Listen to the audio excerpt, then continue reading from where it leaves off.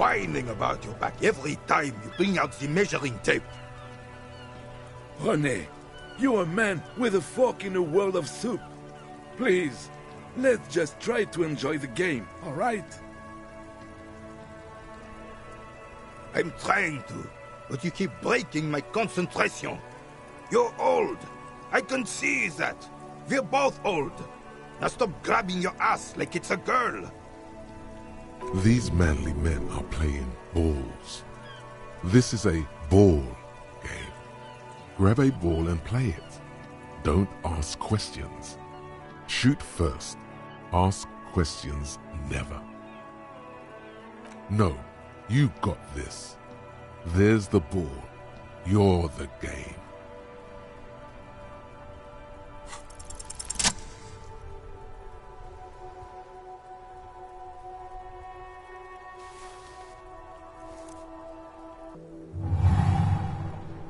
You are immediately surprised by the ball's lack of weight. No matter, you'll make it work. God, this is right. You feel the familiar tremble of excitement and adrenaline that precedes every victory. The cold metal ball is surprisingly smooth against your neck. It has a pattern on it, probably a sponsored ball. Yours would only be covered with bumps of learning and scars of victory. Already your muscles are adjusting to the weight, the nervous system calibrating, until you and the ball have merged into a single entity. The man ball is ready. A chilly breeze ruffles your hair as you stand there, feet firmly planted. All sounds, smells, even the wind, everything fades until the only thing left is the union of man and ball. An embodiment of pure motion, a fine-tuned locomotor running at maximum efficiency.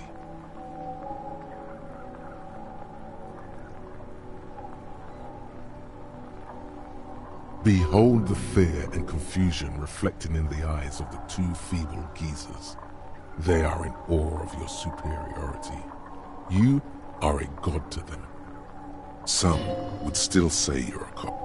But I guess we're beyond that now.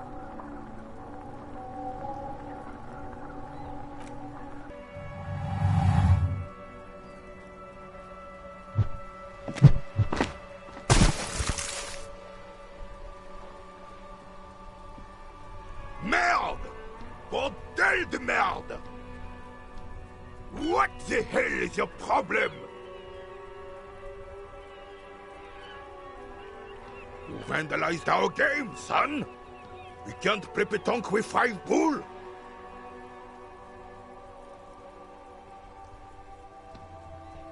Yes, pétanque! You ruined our pétanque game! We want our bull back! Take it easy, René. This is just a misunderstanding, isn't it, officer? No harm done. Of course there's harm done, you orange slug! You owe us a goddamn bull!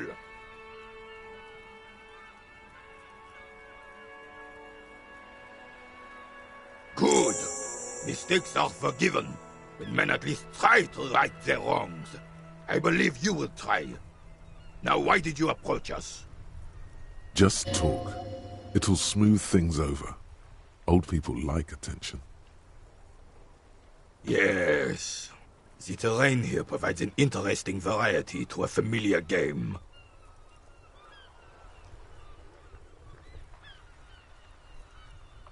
I do.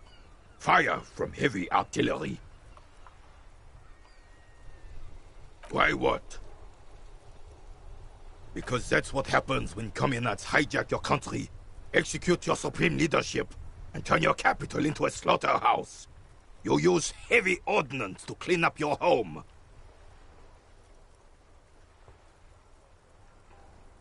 Fine. What do you want now, then? Unfortunately, I don't. Unlike most of the locals, I have no qualms about assisting law enforcement. But this affair has passed me by completely. In Martinez, the union is the law. So can you really blame them? Cop is a pejorative term. I don't have a problem with policemen. On the contrary, I admire the effort to bring order to our streets. If I knew, I would not be afraid to tell you. I simply don't. I'm an old man, not a coward. The daily business of the riffraff no longer concerns me. This is a man with a lot of past, but little present, and almost no future. Ah, yes! King Philip III, on his steed. A reminder of what Revachol once was. Oh, absolutely. At the mercy of a cocaine-snorting tyrant who emptied the treasury so he could sleep on a bed of gold. Cocaine? Cocainum? Sounds like our kind of king. And just imagine what kind of cocaine a king would have had. A superpower, feared and respected. A testament to what this country can be under the leadership of a true king. Someone who knows how to rule. Oh, old Philip was a big fan of the purple nose candy the nobility loved so much. A cocaine connoisseur of sorts. Ha! His egocentricity is borderline legendary. You can't even take responsibility for yourself. How could you fathom the responsibility weighing on the shoulders of a ruler? That's why the Philippian kings use cocaine, for clarity of vision, to aid in their work. Regnum cocainum, Revachol's finest years. I'm satisfied with this explanation. Of course. Clarity of vision. Awareness. Philip III was even brought into this world with the help of cocaine. The court medic administered a dose to his mother when she was in labor, and it is well known that with the help of cocaine, only the purest, of course, he was able to connect with higher realms. Higher realms? Of course. It all makes sense.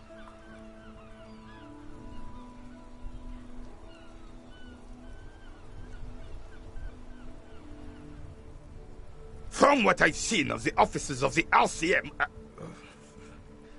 But I don't want to get into a debate about drug policies. Decisively, without fear of offending the sensibilities of the frail and weak-minded among his subjects. This is something the insurgents never understood.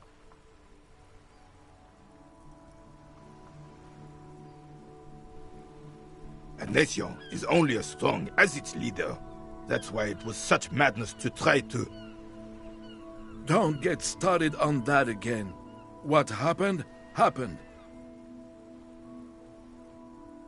The Carabiner doesn't reply, but his entire being communicates unbreakable resolve. Right. Sadly, no. It was the foreigners who brought them to their knees. We fought valiantly. Too valiantly. So valiantly we got licked. Should have fought dirty, like they did with their suicide sex cult propaganda and mad anarchist women strapped to shrapnel bombs. We didn't though, and we lacked caliber. God bless him, but the suzerain's cannons simply weren't big enough.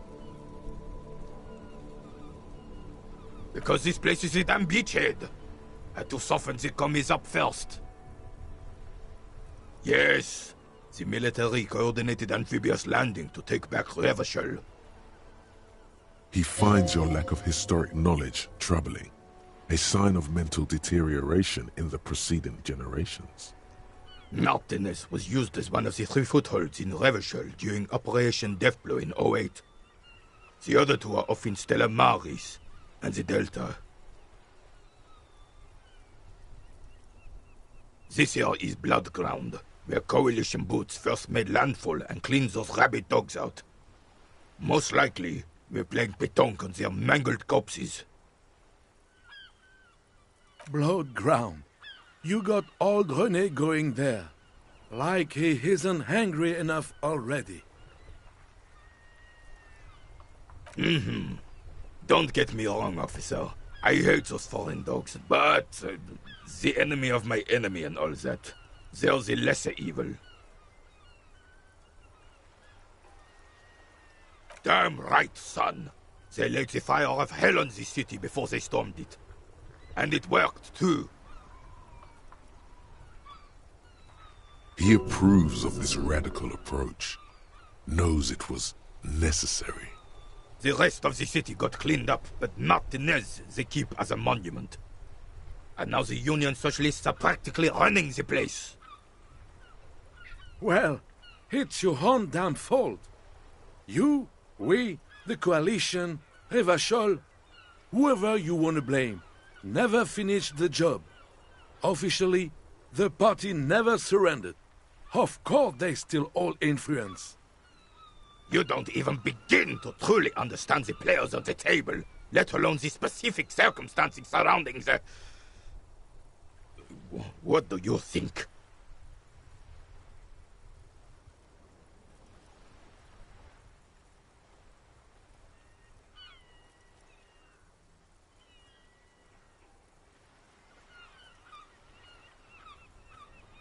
I'm sorry it had to be them. After 8 years of fighting those hyenas, boiling cats for food and drinking piss in the mountains, I would have preferred if the Right Honorable King Guillaume returned through Revachol, or even if that damn clan Frissel had risen from the grave and led us. Sadly, that was not the case. This royal failure weighs heavily on him. Instead, all that is just, holy, and beautiful in the world was wiped away, and now it's neon signs with toothpaste ads everywhere. Foreign influence peddling garbage and stupid music on the radio.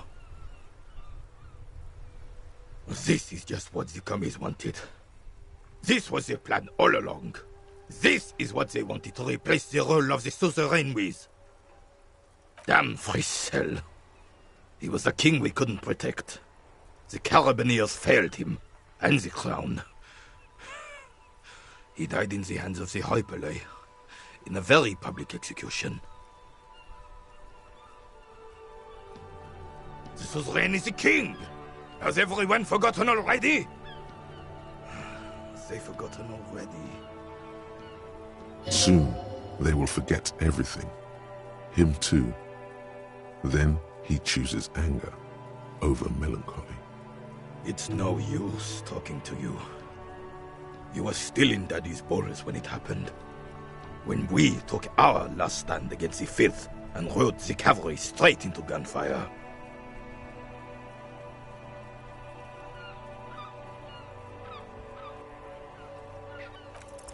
All you observe is a veteran refusing to let go of the past and his old uniform.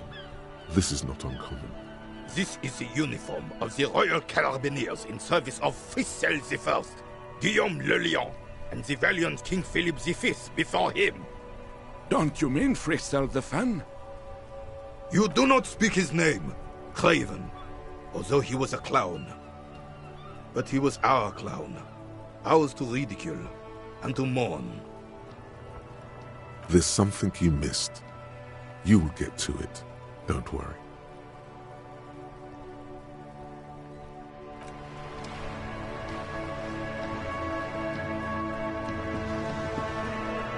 I have really outdone myself. This is divine. Yes, that's what you need, Gaston. More padding on that fat arse of yours. I hope your heart gives out. René, it's a little pleasures. Life doesn't need to be a struggle. Hello, officer. How might I be of assistance on this fine day? Let me think. I heard someone was hanged and left on a tree for a week, but that's all I know, really. No, officers, I'm sorry, and I really would like to assist. You are both good guys. I can see that. Then help them, you wimp. You have plenty of shoulder with the gauche caviar in the Union. Someone must know something. I wish I could, but I just don't know anything. I always keep my nose clean and don't gossip. Everyone knows and respects that. Respect? I'm not. I'm not even anyone. Of course he's holding back. His mouth is so full of Union prick he can't even speak properly. Can I at least finish my fucking sentence before you piss on it? Is that okay, René? I'm not anyone important in the Union. I just know Evrard. Everyone in Martinez knows the Clare brothers. I taught these boys human studies and history in the gymnasium. What do you know about history? You never witnessed history. Only heard about it years later, when it had already moved on. You... The old soldier mumbles something under his breath and turns to face the sea. Let's try not to get caught in a crossfire. Lest we leave riddled with bullet holes. This animosity is ancient. Oh, in many ways, yes. Like an honorary member. I attend meetings and parties, help with little things. Evrard, Edgar, and the older debarders all know me. Oh, yes. Not in the technical sense. I don't have a vote or a membership card, but Evrard keeps me on the payroll, just for the little things. Of course he's not a member. He's not a member of anything. I knew that. He's a Weservein. Turns to where the wind blows and tries to look important. I hate this socialist rabble, but even siding with them is better than living your entire life on the fence. Never committing to anything. Pick a damn side already. Writing work mostly. Occasionally, he needs something written, and I happen to have a way with words, people say. Oh, nothing official, I assure you. Just essays for the newspapers. About Martinez and how things are and how they could be. Evrard and I have these long talks where... Well, he tells his little pen man exactly what to say. It's commie propaganda, plain and simple. You should be ashamed of yourself. No, thank you. For being consummate professionals. You'll have this case wrapped up in no time. I'm sorry, officer, but I really don't share food. Nothing personal, it's just a principle. The only one you have. Oh, that's good. That's very good. You must have other business then?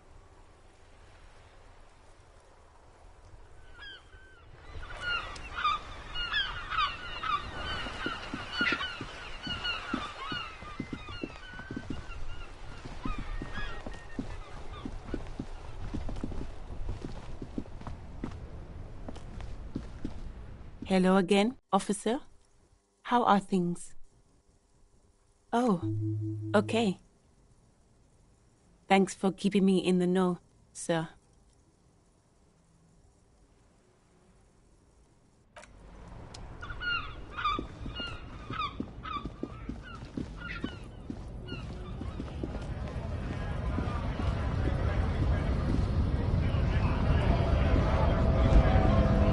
Right to work!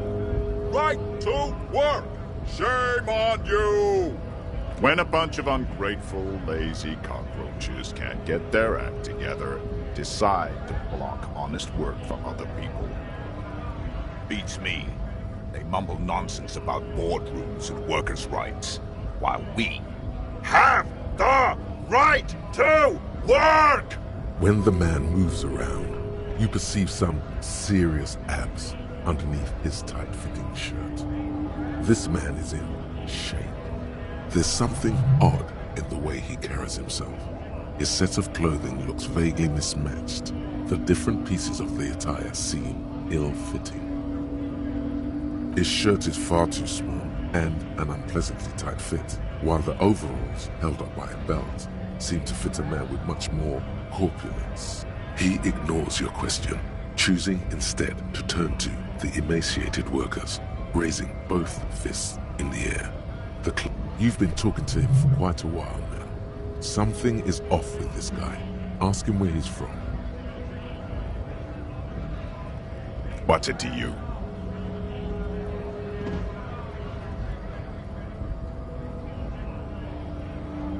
Am I a suspect? Done no crimes. I only fight for the rights of people. We're all workers, right? Workers stick together. Came from the eminent domain, in Jamrock. Backgrounds in odd jobs, heavy lifting, cargo hauling, bouncer work. I know the drill.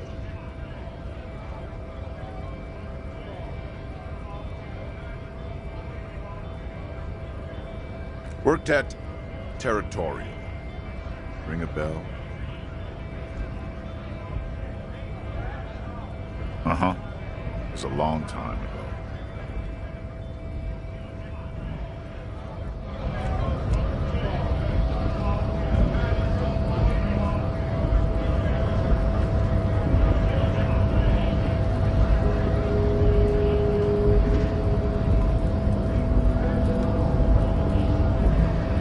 Hola, wandering man. How can I help you? You know, serious business. I'm sure the big boss will be glad to tell you. You'll have to ask him first. He's a chatty guy.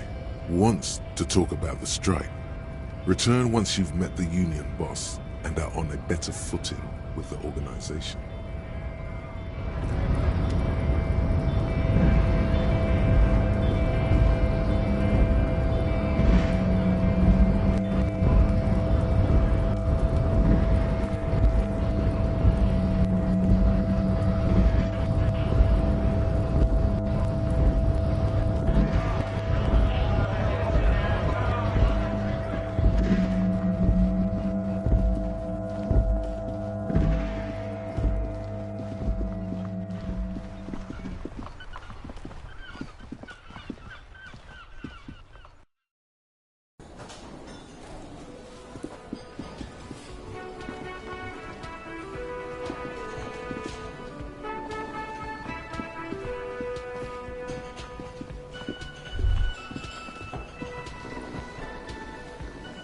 That sugary black rum stain on the counter makes you teary-eyed with joy. It's almost touching how syrupy and sticky it is. How long have you been up already? Oh, excuse me. Do you have something better to do than lust for sweet syrupy rum and lemonade? With a twist of lemon? Maybe lime. Maybe who cares? Just rum.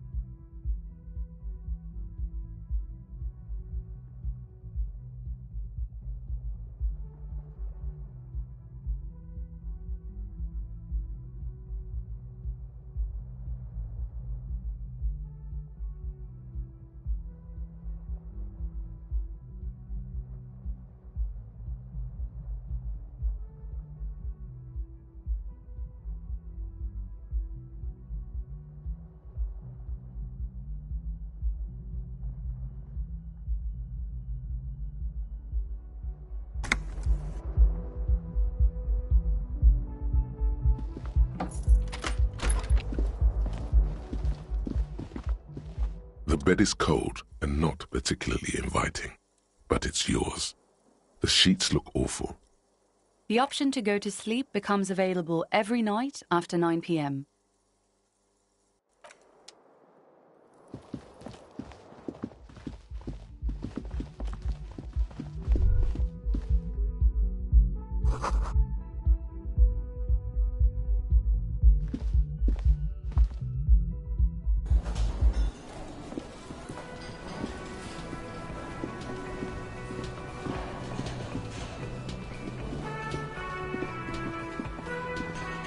Hello again, sweetie.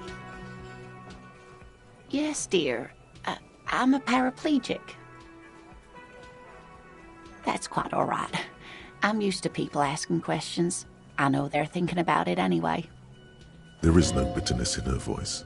She accepted the curiosity her condition inspires a long time ago.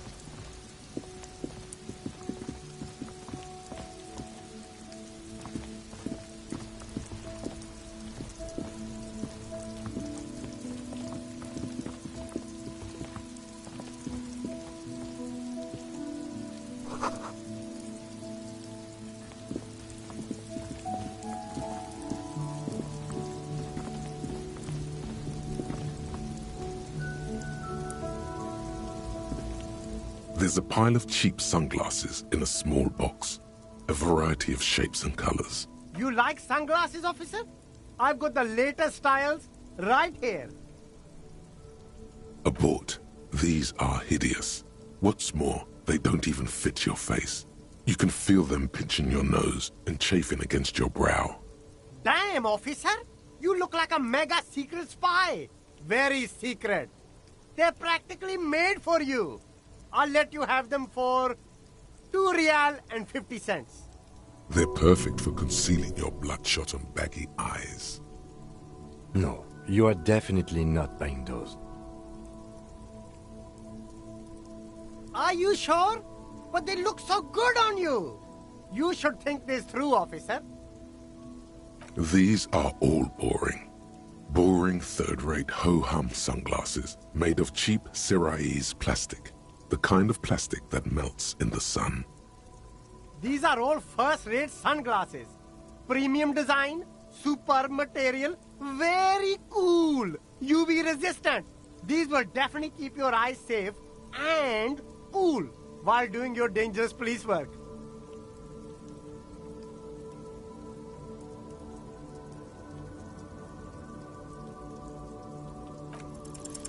No luck.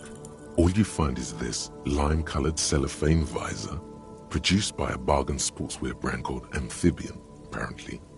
There's a malformed green frog on its bent cap. Oh, that visor is perfect for you, officer. It'll definitely keep the sun out of your eyes while you're shooting criminals. Bang, bang! And all for a mere 6 real. I hope not. You don't like it? Sure, Square Joe. No problem. Let's get you some real shades.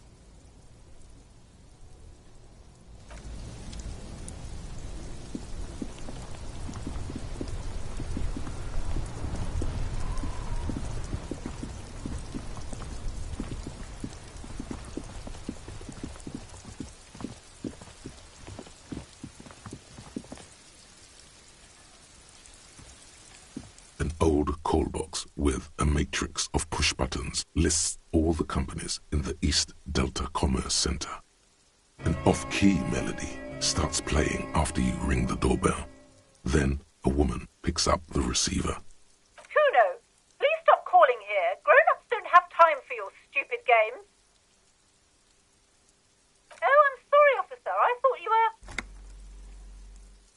But the doorbell is broken, and the bookstore shouldn't even be on the list anymore. So I can't help you. Please don't call here again. Thanks. A single beep indicates that the line has gone dead. You ring the doorbell, but no one answers. Just seeing the words Andro Orlando gets your hackles up. Its very existence is a threat to your masculinity, to say nothing of your hair. Nothing happens after you ring the doorbell. They don't want to talk to you. Silence. No one answers your call. This button looks new, but someone has removed the name card. Nothing happens when you try to ring it. This button looks new. It's probably not connected yet.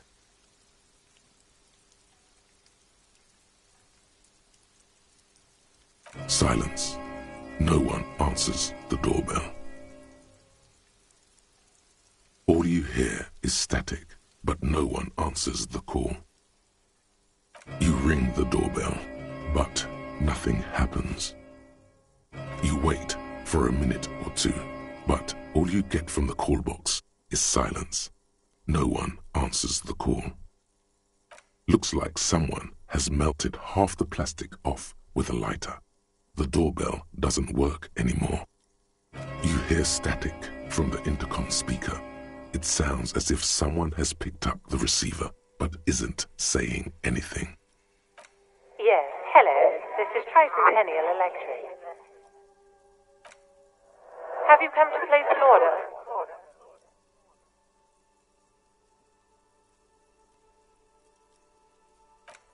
My God. The lieutenant exchanges a look with you. It's you. My God. I didn't think I would hear your voice. It's a woman, and she knows you. Your heart beats faster. No, something's wrong here. Are you sure she's talking to you? Michelle, just please.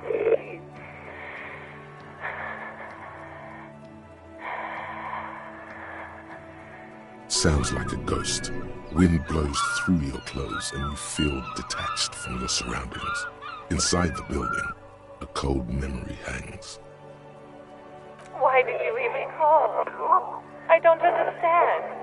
You've been gone for months. I thought you didn't care. Ever since I came to work here, it's been different. As if my mind's been wiped clean. A spot of static overrides her words. When she speaks again, it sounds like she's submerged. It's so nice. It's so nice to be able to finally meet again. She sounds like she's about to cry. The cold is deep under your skin, as if you were talking to someone who's 100 years away. Somewhere inside the building, water is flooding the cellar floor. She doesn't answer. Silence. The only thing you can hear now is static and waves washing ashore on the bay.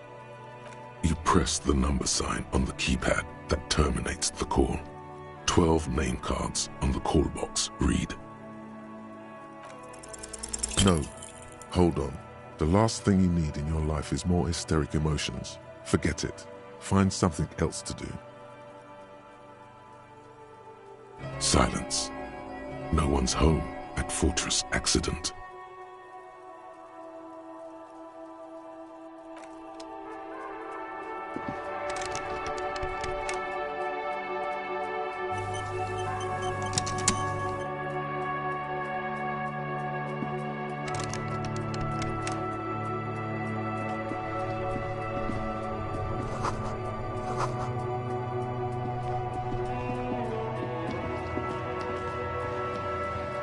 The lights are so pretty when it gets dark.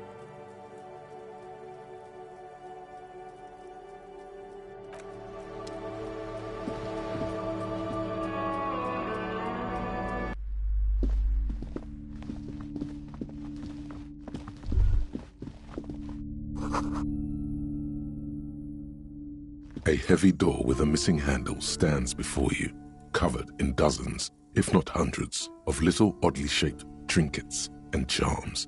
It appears to be locked. That's right. Take in your surroundings.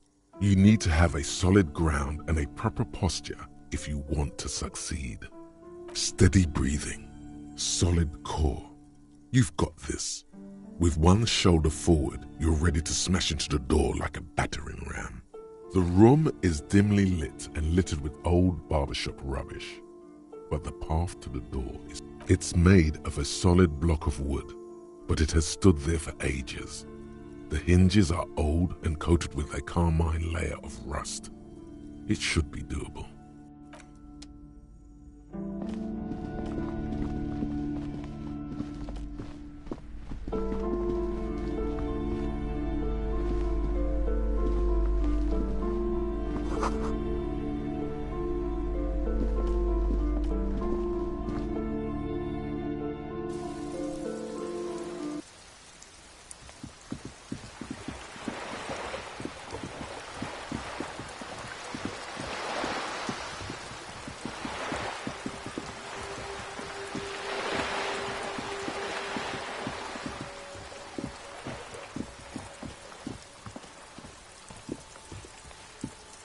Hello again, officers.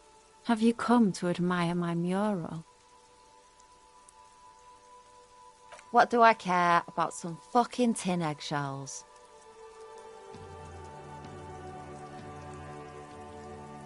Ugh, alright, sad piggy. I'll give you this one. I saw a little girl in the fishing village running around with military-grade handwear. Looked cute as hell. If you haven't been there, the village is a shithole down the coast from the main plaza. Have a good time! No. That's all the snitching Cindy the Skull does for today. Actually, I don't even know why I told you what I just told you. I have a weakness for animals. It's the animal thing again. Damn it. Or a weakness for police officers, miss. Thank you either way.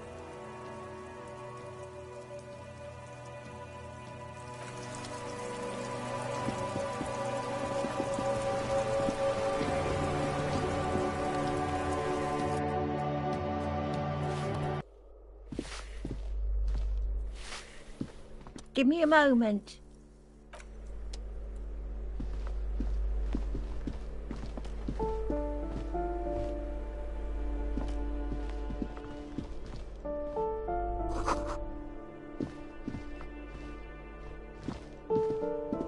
This door has been closed with a padlock. A chalk-drawn number on the board says, number 11.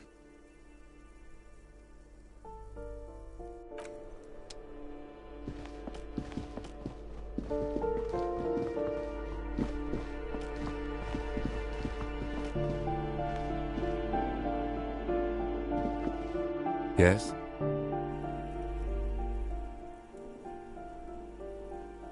No response. He just arches his brow. A moment passes. The lieutenant glances at the sports watch on his wrist. Excuse me?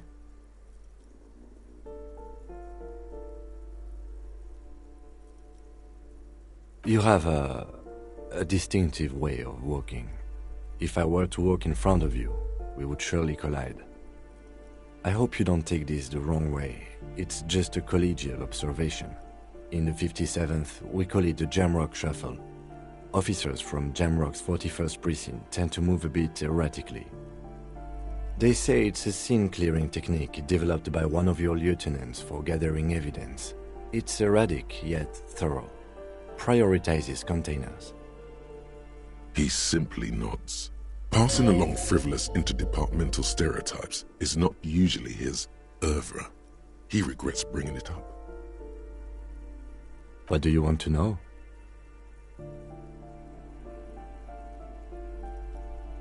You mean like a brief?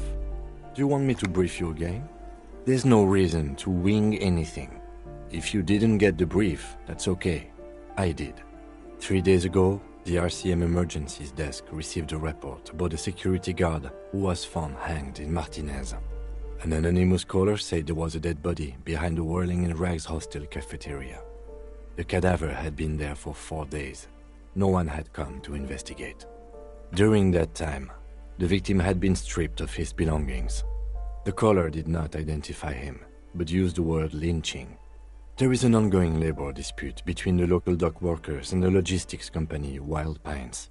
I was told we should approach the death as part of this dispute.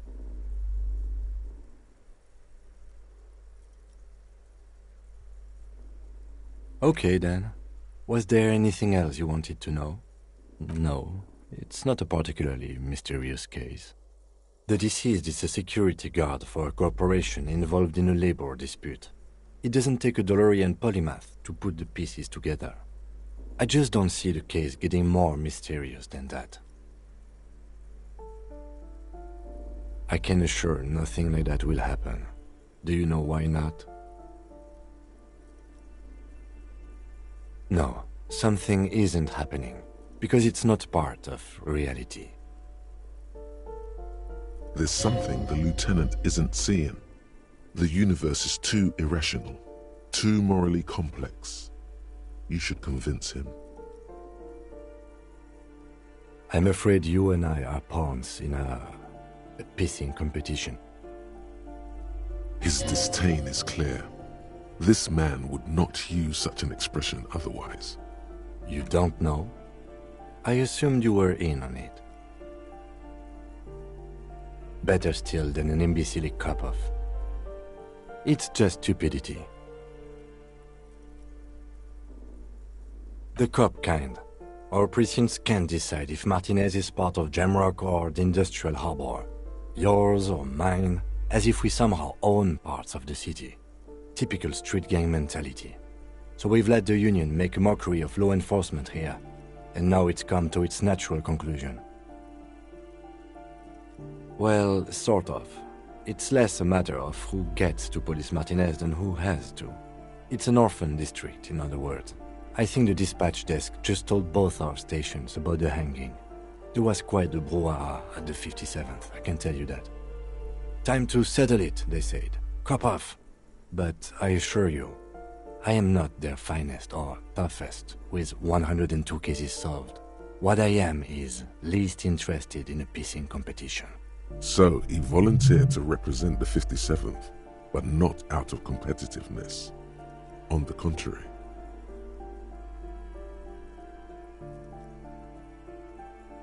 Yes, I am an unrepentant spoilsport.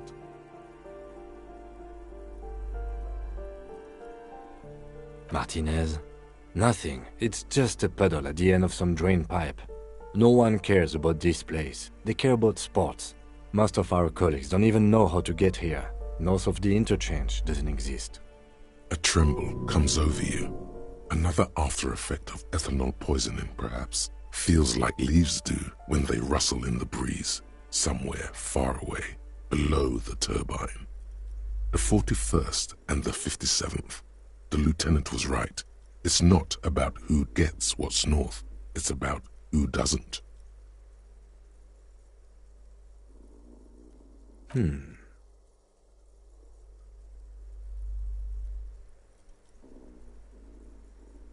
No. Oh no, it's very imaginable. We fail to place responsibility for the hanging. The harbor company see the situation is out of control, so they bring in private military, maybe a gunship. The Union responds in strength. Automatic fire.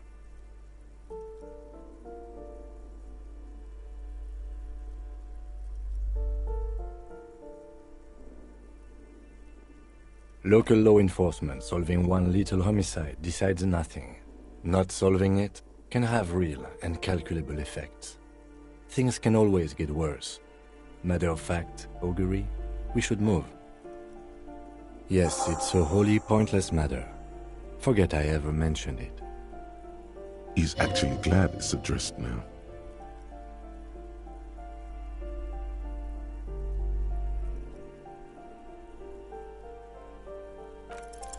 What if you did it? Yes, you killed him.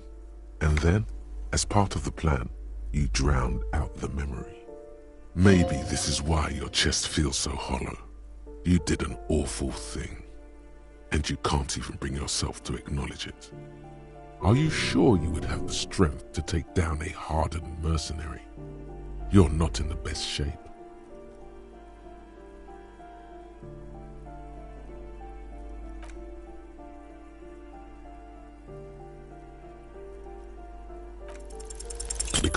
the best qualified? No, that doesn't seem right. If you're so well qualified, why can't...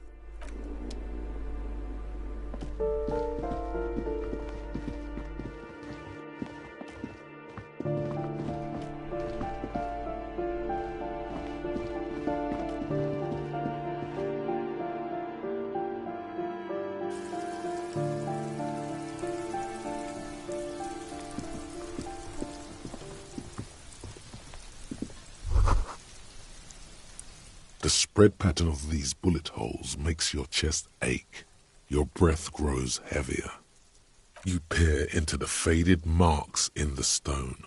They peer back like an endless row of tiny black holes. Sweat starts trickling down your brow. This is bad mojo, man! Fucking horrible mojo! The end draws near! Your chest feels tight looking at them. It's closing in, caving in, ever tighter. Your breathing grows even heavier. You okay there? Might be the after effects of your past escapades. What are you looking at? Remnants from the revolution. These are over half a century old. No, we are not constructors and renovators. And these bullet holes do not warrant an investigation. Not much. I don't have a fresh perspective on it. Should we go?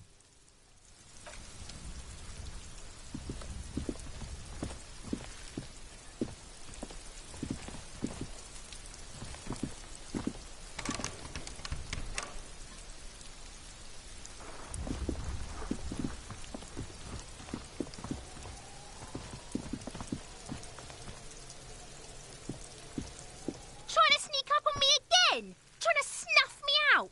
Get...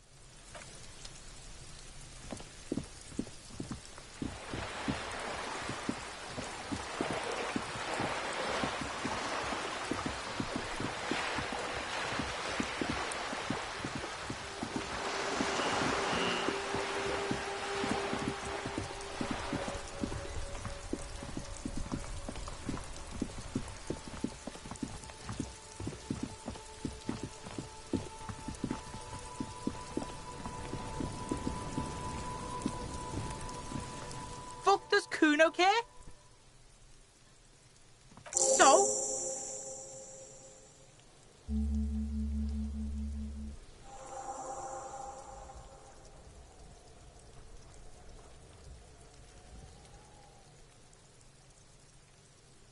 Yeah, so? Kuno did sick the pigs on him. Kuno's a man of his word.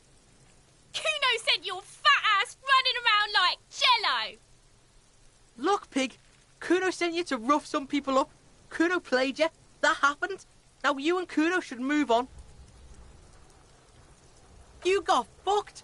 You got fucked, pig. Fucked bad. Of course you're gonna remember this. Now get the fuck out of here, griefing the Kuno. After this shit, you better have something real interesting to say if you want to stay in Kuno's face. Yeah, real interesting. Kuno doesn't fucking care.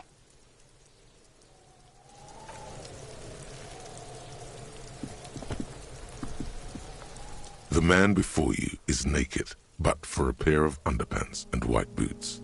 His skin is marbled with decaying veins and blotched by lividity. On his chest, a fading web of tattoos.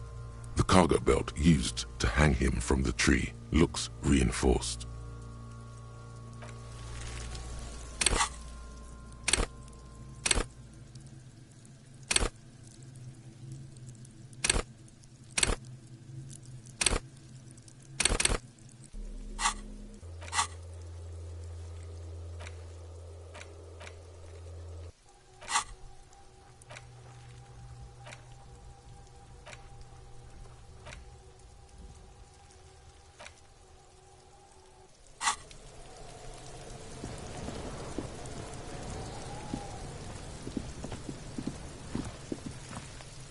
The trash container stands in the smell of rotten food rises to greet you. You see soggy cartons, dirty rags, and organic waste. The container sounds a muffled gong.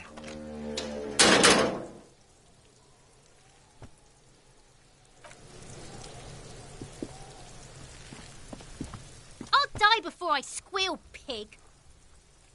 What's this kid shit? Fucking mind games. I'd rather die than squeal. Get the fuck out of here, face! You got done! Talk to me!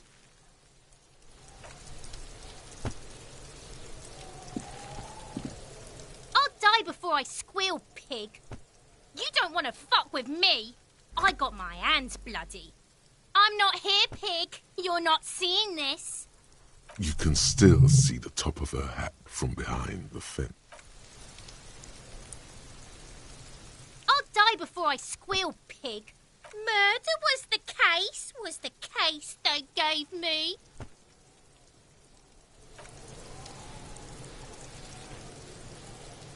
I'll die before I squeal, pig.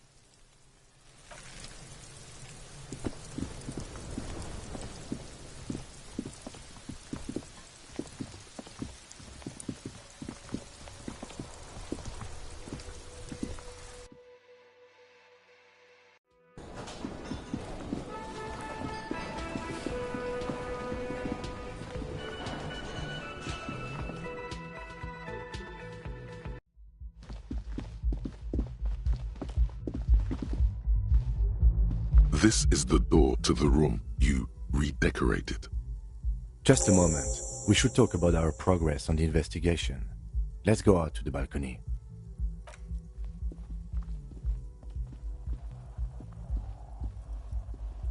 The air outside is brisk. The lieutenant is silent for a moment. He listens to the traffic hum. Then... Now then, we should talk about the investigation.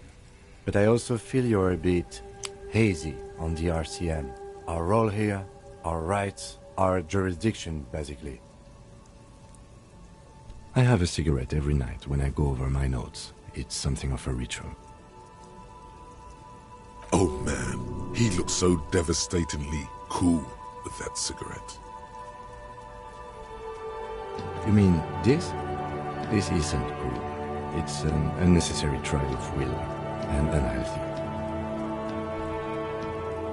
Keeping the habit within the parameters he's given himself takes a lot of focus.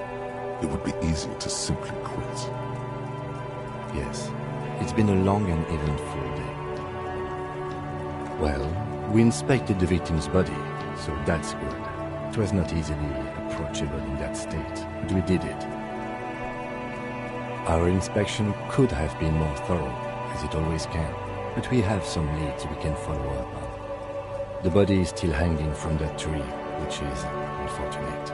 And there's still much to do at the crime scene. He is not particularly satisfied with your progress, but he doesn't want you to feel completely discouraged. Probably out of fear that you'll just give up and keep drinking.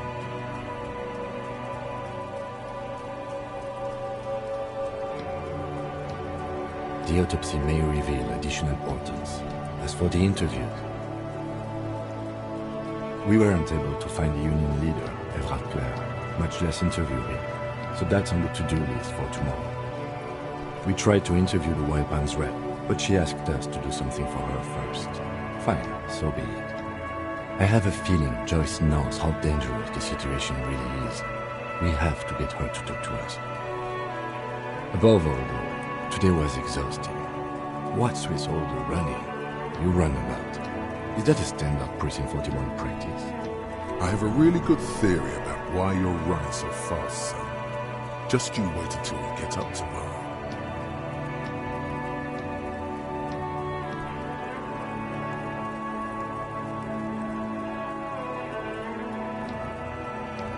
It's impressive, especially for a man your age, and in those hills.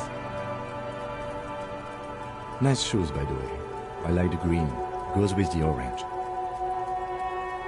They're quite limited, actually. The power officers of the Rebachol Citizens Militia exercise most frequently is imposing fines of up to 1,000 real for offenses, in accordance with an interdepartmental schedule. We can arrest people, of course, but rather than bringing someone in directly, it's preferable to serve a station cold sleep. It prevents confusion and overcrowding. You can't. Those who don't show up become fugitives, though, and have fewer legal rights when they are eventually caught. It's about power projection. Thus far, they seem to mostly show up. When power calls you, you come. But power itself is a fragile trick of perception. As you may have gathered from the fact that we are expected to carry a record of our kills, like the one in the watermarks, we are permitted to use whatever force is necessary. Hence, we don't convict. We arrest and send them to coalition government courts in Courron and La Delta. The prosecution works off our testimonies and records, which is why it's paramount to keep them. The coalition government and the moral intern are reporting. The RCM was formed by the coalition government to restore order in the international zone after the revolution. So we did. Now we attempt to maintain that order. No more, no less. Or perhaps it is better to say we were allowed to form. It's a point of contention whether the citizens of La Chole or the coalition government founded the RCM. Silence. A great comment to such a conundrum.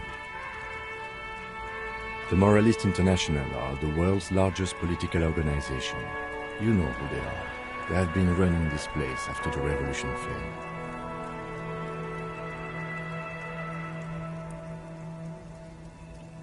There are a union of center-left and center-right parties across the Real Belt. Our coalition government is just one of its many projects. They also run the ICP, EPIS, most intergovernmental organizations in the world. Interesting question. It's a blue forget-me-not. Their motto is love, compassion, self-discipline. I think you can gauge what they want you to think of them from that. Something ominous. Something even a little feminine, but in a strict manner. Do you?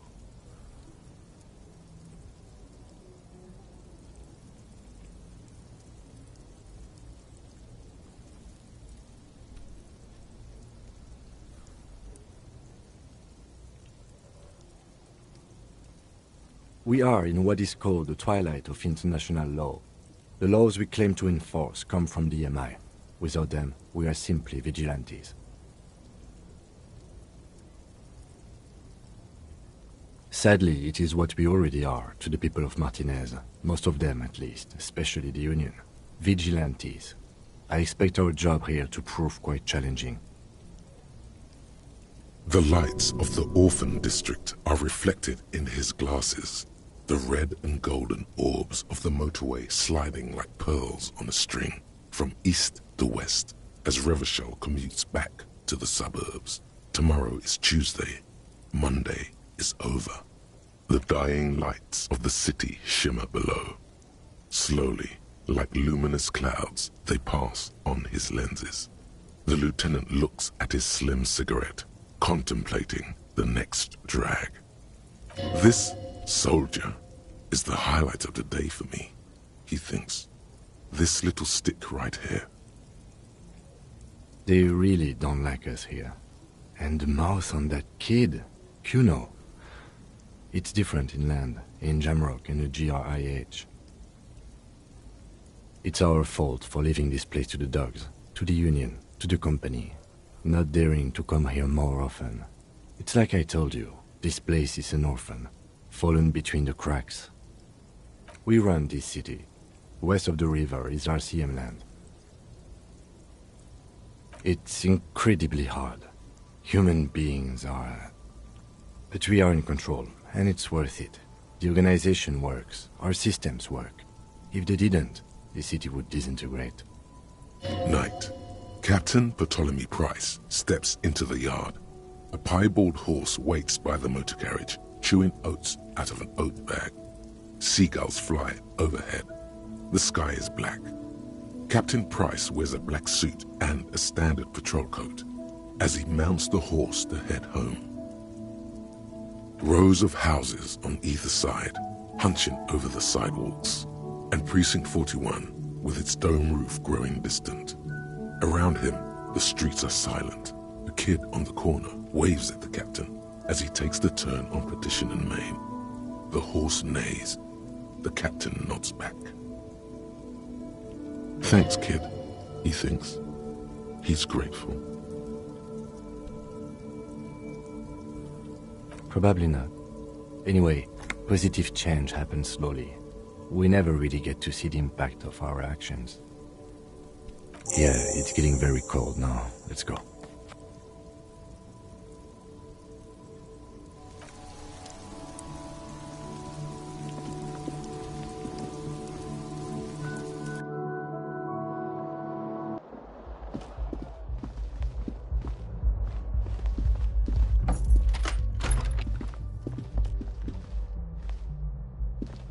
The bed is cold and not particularly inviting, but it's yours.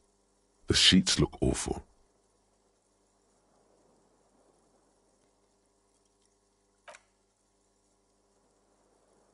The sheets feel at once coarse and clammy against your skin. The bed sags beneath your weight as you stretch out and finally close your eyes. And then sleep doesn't come. Obviously, you're in bed with your eyes closed, but it's not happening. Maybe it's the bed's fault. Its synthetic filling has separated into hard lumps. The pillowcase smells oddly. It barely covers your toes, stretching over your soft belly. This is your body here, intimate and warm, breathing. Under your thrumming eyelids, you see a dizzying array of colors. You won't get off this carousel quite so easily. It's a little better. Colors, scenes, and half-formed phrases still litter your mind. Part of you is still trying to solve the case, isn't it? Something to do with, what was it that the lieutenant said? Union? And it's gone again. Your thoughts lost between the slowing brain waves. Your breathing steadies. A great silence washes over you until your eyelids twitch in your sleep and images start forming.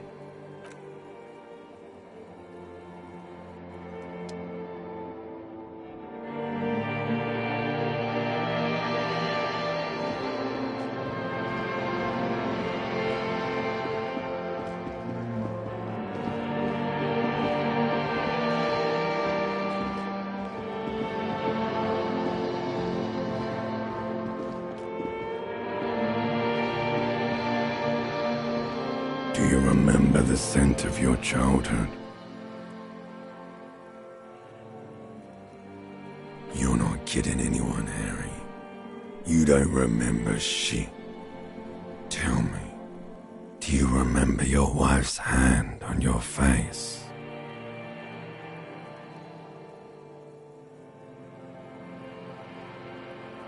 Do you remember the warmth of her thighs between her legs and in her mouth?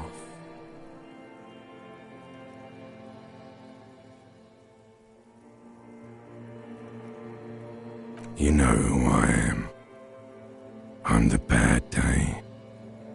The one where you ask her, and then later in the streets, wandering. It's the worst day of all time, Harry dear. And it's coming. She will hear about it on the phone. Reality will turn into a grotesque nightmare. This will be the last thing you did to her. Oh no, Funky baby, you stayed. It was the rest of it that left. Or you just stood there, with one hand on the bottle and the other on your dick, watching it go. Tell me, where are your friends? Human beings have friends, Harry boy. Where the hell are yours? They were only cramping your descent into the abyss. Now they're gone. 3 times gone and never coming back. All of it. You failed. You failed me. You failed Elysium. Everything. The pale and the useless. On the surface, the outer magnetosphere. Burning, furious truth. 8,000 years of written history. You really dropped the ball, Harry. 4.6 billion people. And you failed every single one of them. You really fucked up. No, Harry. You were just talking to yourself. That's all you ever do. Even in your dreams. And the act is wearing thin. The spots of the disco ball fade around you. You'll be back in those cold snakeskins in no time. Sweating up the bed. Stinky boy. You're not coming back from shit. Thrashing around in that high conductivity state of yours. Bumping into things and acting like a clown. Who are you kidding? You're trying to what? I can't hear you. This is just a word dream now. Jumbled up garbage. The pictures are gone. The bed rises to meet you. A thin, sleep-like state. More glass than velvet. Grinding in your head. So something is wrong. Sleep shouldn't be this bad, this dry, this unnourishing. There's something wrong with your thoughts. Some kind of new type of hangover. Oh yes, Party Boy, and it's worse than the one before. Just think of the shit you saw. Here it comes too, so soon already. A silent alarm goes off in your head like clockwork, barely let you sleep at all. Time to get those clothes on, Harry. Time to go to work in the shit factory.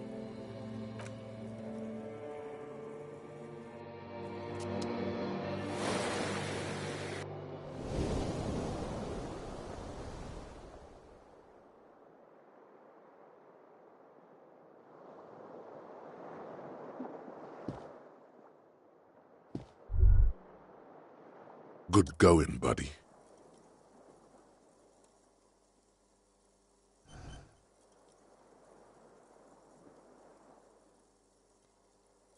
Yes, wait till you see the one with the chick in it.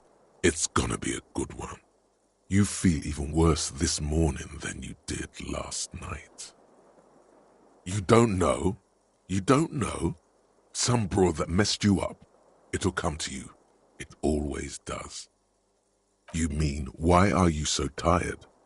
Too tired and down to even think? It is worrying, isn't it? You can't be a detective like this. Detectives need to be able to think.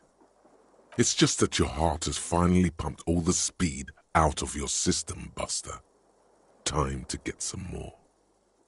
Don't do that. Stay strong. The hangover will wear off. You don't need to keep doing this to yourself.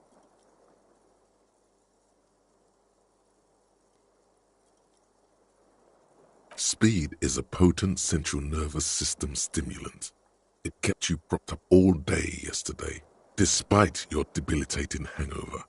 How else did you think you even got up from this floor? You got up from this floor because of a holy vow you made 16 years ago. With me. To wake up exactly 7:30 every morning until the day you die. Don't be silly. There was no vow. You were high on speed. That was the only reason you got up. You can't detect without it. It's that simple.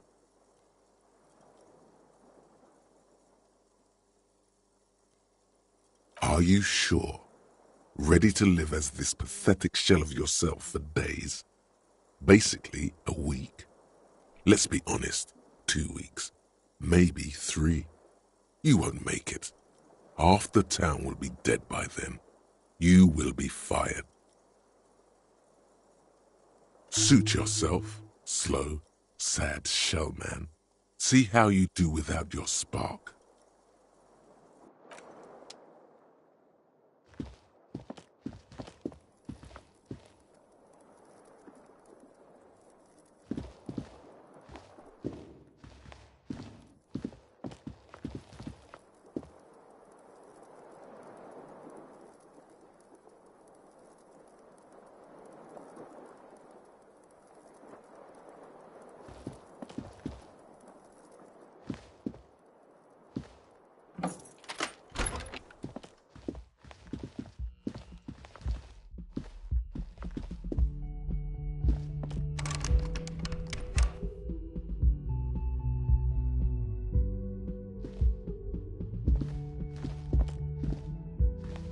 The door is closed.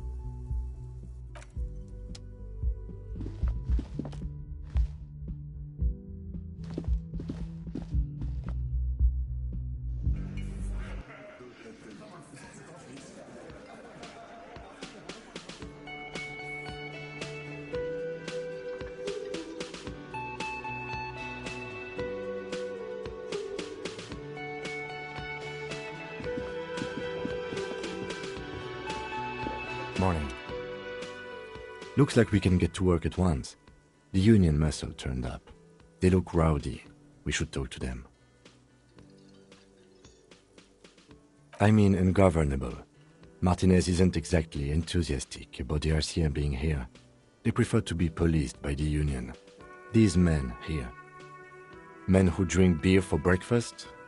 There's talk of an armed wing of the union called the Hardie Boys, who are responsible for state policing. I think it's them. Everything points to the dockworkers' union. The belt used for hanging him, the circumstances in Martinez, my preliminary information. Which may, of course, all be wrong, but we still need to talk to them, and it won't be easy. I completely forgot. Sorry, I had a rough night's sleep. It's them by the looks of it. Loud and nasty, just like the manager said. One loose thread less to worry about, and one big problem to replace it.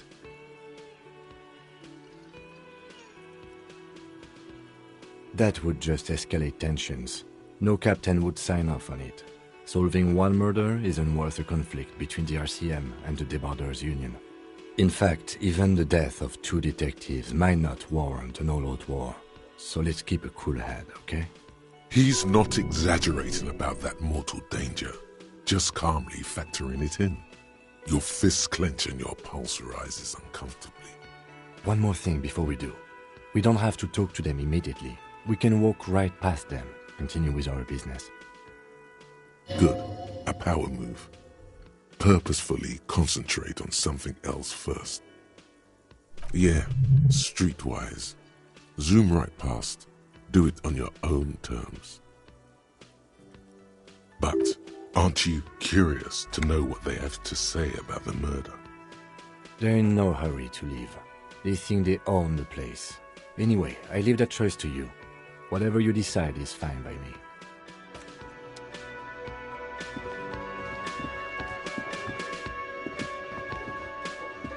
Can I help you?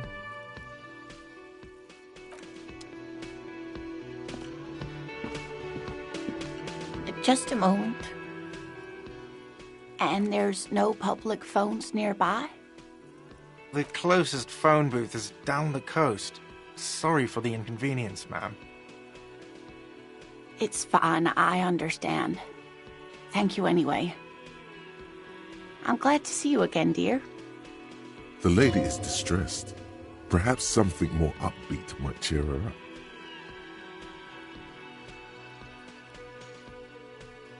Please don't trouble yourself about me, sweetie. I was just hoping to make a call, but the Whirling's phone line isn't working. A faint smile tells you she appreciates the effort, but at the moment her mind is on more serious matters. The union office probably has a phone, but I can't really get there. Or to the phone booth down the coast. And Gary's phone is dead too. The manager was vague about it. Why would he be vague about phone problems? This is something to look into later. Ask God, maybe. To let the young woman who's house-sitting for us know that we may be delayed. Morel, my husband, and our friend Gary were supposed to get back by Monday night, but they're still missing, and I haven't heard from them. I was also hoping she'd heard from Morel. That's just it. This isn't like him at all. He always plans his expeditions so carefully. A cold breeze hisses through dense thickets of reeds. Something sweet in it, somnolent. A damp chill goes down your spine.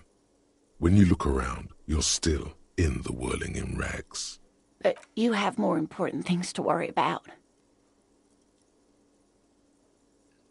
Just some field work, sweetie. Morel is a highly trained scientist. He and his assistant Gary are studying an extremely rare species of insect. But they should have returned by now. They were just going down the coast across the water lock to set a few traps. He said they'd be back on Monday. What could be keeping them? The water lock, that was broken. Could this be it? Oh my. What happened to the water lock? Well, whatever the cause, I'm thankful. To both of you. You've spared me another sleepless night. You're welcome, ma'am. I hate to ask, but if your investigation takes you to the other side of the coast, please do keep an eye out for my husband. This will surely lead to a cryptozoological mystery with that extremely rare insect. And if you see him, let him know Lena is waiting for him here at the Whirling. He gets so tangled up in his work that he may not know the water lock's been repaired, and it's cold out there. Oh, you're such a dear. Thank you, sweetie. Oh, yes. A zoologist. A cryptozoologist, to be more precise. It's a pseudoscience that attempts to legitimize research into mythological beasts and urban legends. That's one opinion, yes. And people are entitled to their opinions. My apologies, ma'am. I did not mean to undermine your hobby. It's not a hobby, dear. It's a subfield of zoology, one specializing in animal species that are so exceedingly rare that many assume them to be extinct or even fictitious. Searching for such species called cryptids is difficult and often thankless, and frankly, many scientists are too lazy to do it. Universities these days are rarely interested in supporting real research. She's completely internalized her husband's struggles. They are her own.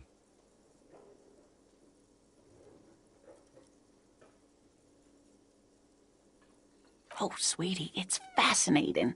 But I shouldn't bore you with entomological minutiae. The lieutenant gives you a sideways glance. Well, it's a phasmid, technically, but... Oh, yeah. Here comes the interesting. Where other phasmids imitate sticks or leaves, this one's a living reed. It disguises itself among the reeds here on the Insular Indian coast. Hence it's named the Insular Indian phasmid. Perhaps you'll end up co-discovering the phasmid with us, officers.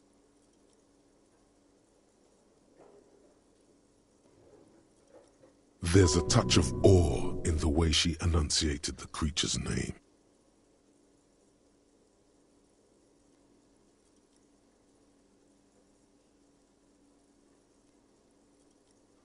I knew it. We're gonna be chasing made-up insects with cryptozoologists.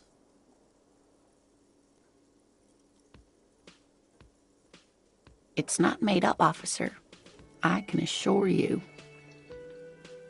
It's simply elusive, so much so that most establishment zoologists doubt it exists at all.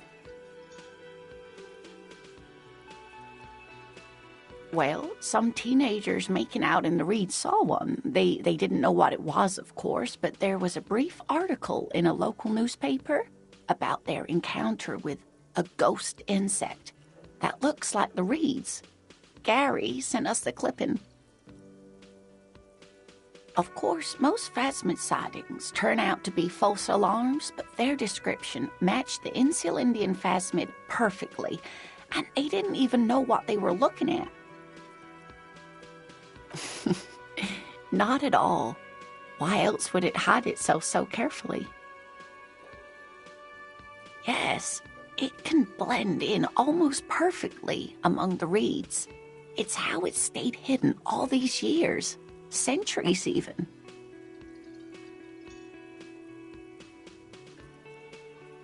Oh dear, I'm afraid I'm not explaining this very well. It is very special. Morel can explain it all much better. I wish you could hear him describe it. Then you'd understand, I'm sure. Oh dear, I'm not sure where to begin. Well, his expression is slightly grumpy, but his eyes are always bright and curious, like a small boy's. And his palms are quite coarse from all the field work, but he's quite gentle. It's always a challenge to describe the person you know best in the world. Oh, well, he's a bit shorter than you, but with a larger frame, and he has longish white hair, usually a bit uncombed. You might say wild, even. The lieutenant pulls out his notebook and begins jotting down the woman's description. One other thing, he'll likely have all kinds of field gear on him, even if he's not out in the reeds, just in case. We'll be celebrating our 16th anniversary this autumn. Not the most numerically satisfying anniversary, but I like the less obvious milestones even more somehow.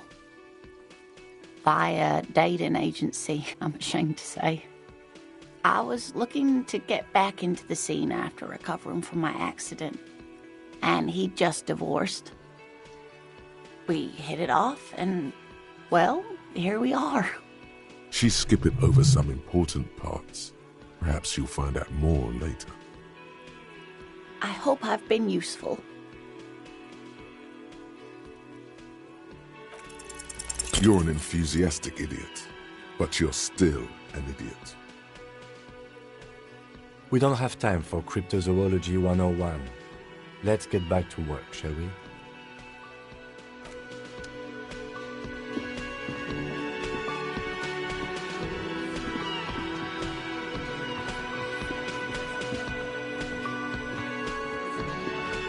Let me handle this. Detective disorientated. Are you still wondering where you are? This is Martinez, in case you've forgotten. I advise you not to overstay your welcome. That's right. I am not a gardener. I'm a legal counselor for the Dock Workers Union. So let's get to it. You're looking for Titus Hardie? You think he has information that will help you? Maybe he does. That's Titus. Talk to him. But know this. I'll be keeping an eye on you. No strong arming. Nothing official. The District of Martinez does not recognize your authority to make arrests. It doesn't matter if you recognize our authority. We will make an arrest, if we have to. She says nothing. Her glare speaks for her. Like I already told you, I'm a legal counselor. Do you have hearing problems? What you want is of no significance, officer. Don't test your authority.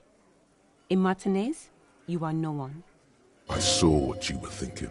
You want to say, what are you going to do to me? Don't. Just because it's in your head doesn't mean you have to say it. You will not lose out on anything good by not saying it.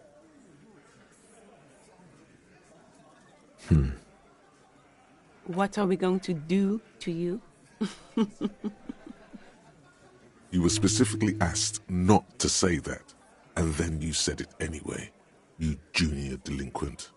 But you still did. The union isn't going to do anything to you. It is not a crime syndicate. It is a labor organization. Goddamn right it is. If anything, it is the RCM who do things to people. But we digress.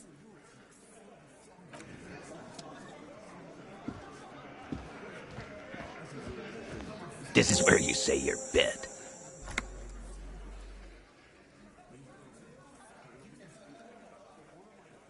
Detective. Precinct 57's finest scans the room, leaving the speaking to you. He trusts you. Maybe against his better judgment, but he does. Oh, this is about him. A real looker, that one. You're sure taking your time, waiting for him to get ripe and pretty for you, huh? Oh, he was a real pretty boy by now. Real hot stuff. Letting out that pretty boy smell. Time to go to work in the shit factory! Easy, boys. These janitors have a hell of a job cut out for them. I mean, I wouldn't go in there for $1 million. You might want to start asking your questions now.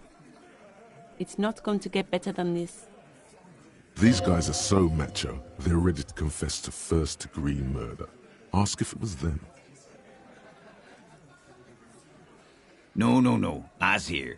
You got business with my boys. You got business with me. He understood what you were doing, taking inventory of them. Now watch the other guys fuck it up by falling out of line. Yeah! You fuck with the Hardie Boys, you fuck with Titus Hardie! Yes, falling out of line to please him. This is the best kind. And now this guy is going to... Relax, Dennis. No one is fucking you yet. use it to take a dig at his friend. Floodgates open. Yeah, Dennis, calm down. No one's fucking you, you stupid fuck.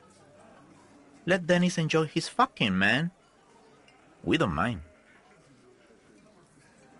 This one knows how to keep things going. He's a hothead, but not one to be taken lightly. The last one is a bit of a black sheep. Yeah, you're not even being fucked, Dennis. Easy, fellas. We got company. Let's see what brings the cop around. Too late. You already got a pretty good picture of these guys. You can use this. You could take another look at the tracks in the yard. See if they fit with the characters here. It could be incriminating. The pretty boy. You guys really love talking about that pretty boy. Funny. But my partner and I have a serious matter to discuss with you.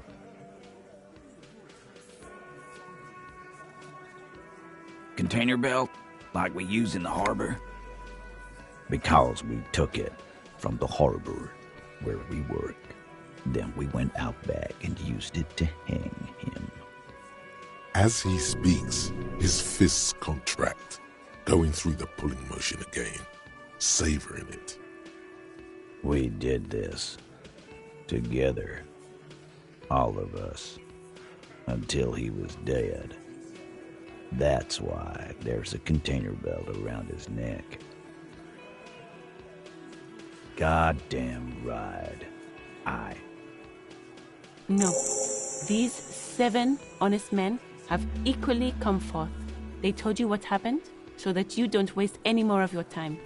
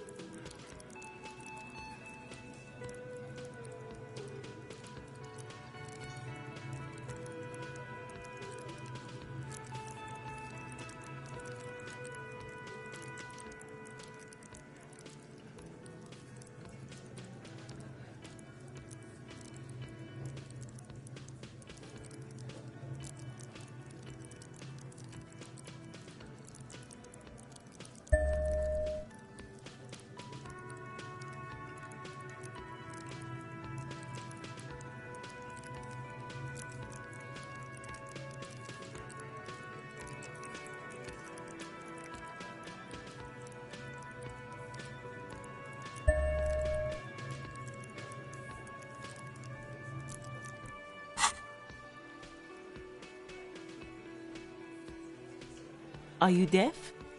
There will be no singling anyone out. You can't arrest a Hardie Boy without arresting all Hardie Boys. Do you think you could do that? Do you think you could arrest them all?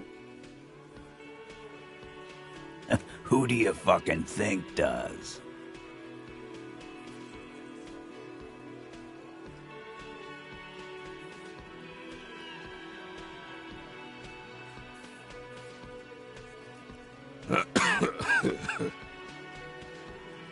Theo's a great guy, a great guy, but come on. Titus Hardie runs the Hardie Boys. That's why we're called the Hardie Boys, genius. I think you got your answer, Mr. Law. Yes, there are some administrative differences. But on that night, they all acted as one man.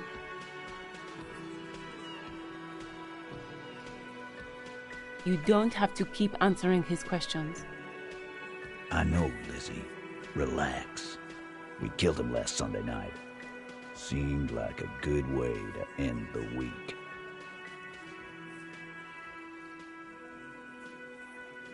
Known him? We don't associate with scum like that, asshole. Yeah! Who do you think we are? Quiet. He came around about 3 weeks ago when that Pines cow first sailed into town. Happy? By the Pines cow, you mean Joyce Messier, the representative for White Pines? The same company you are striking against? No. I mean the Pines cow. The stupid-ass cow they sent in to fuck us over. But you know what? Why don't you ask her about the pretty boy? I'm sure she has interesting things to say when you ask her hard enough. That's enough insinuation for today, Titus. Officer, your interview is drawing to an end. Don't waste your last questions. We hanged him up by his neck until he got real still. Wasn't that obvious, copper? Didn't they teach you anything at the cop school, idiot? You're pretty sure you've had at least 2 years of cop school and many more of active service. Certainly enough to not put up with this backsass. Deliver a knockdown observation.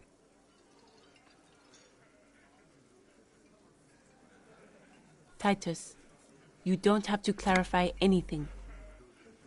We overpowered him, dragged his unconscious body to the tree, put a noose around his neck, and hanged him till he was dead and steady. Then we left him for seagulls, maggots, and you fucks.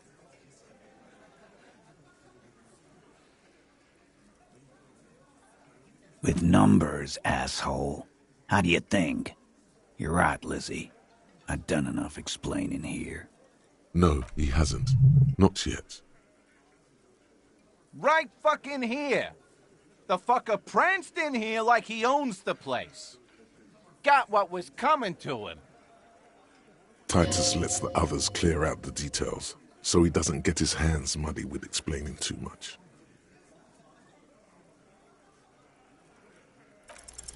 Titus is solid as a rock, and so are a few others, but...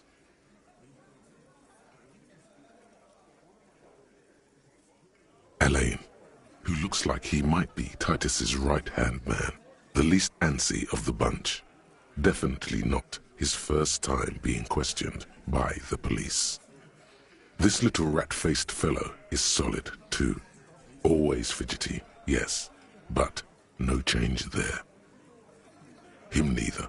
Mostly keeps to his tomato juice, or whatever he's got there.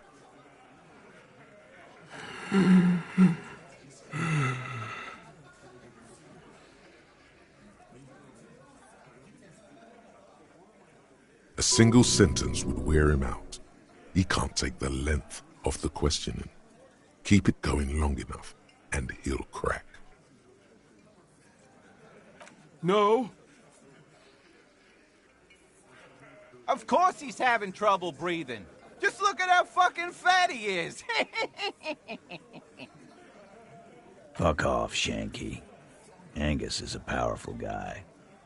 All muscle. Keep your eye on this powerful guy. Sooner or later, he's going to break like a piece of twig. And fuck you, too, Copper. Picking on Angus like this. We're done with this schoolyard shit. And just so you know, he doesn't have trouble breathing. His all-muscle comment wasn't sarcastic.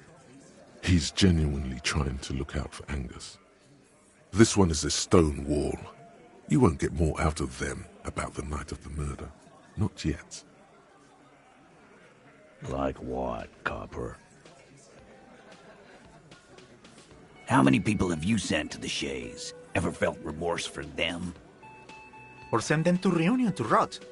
For 20 years. For life.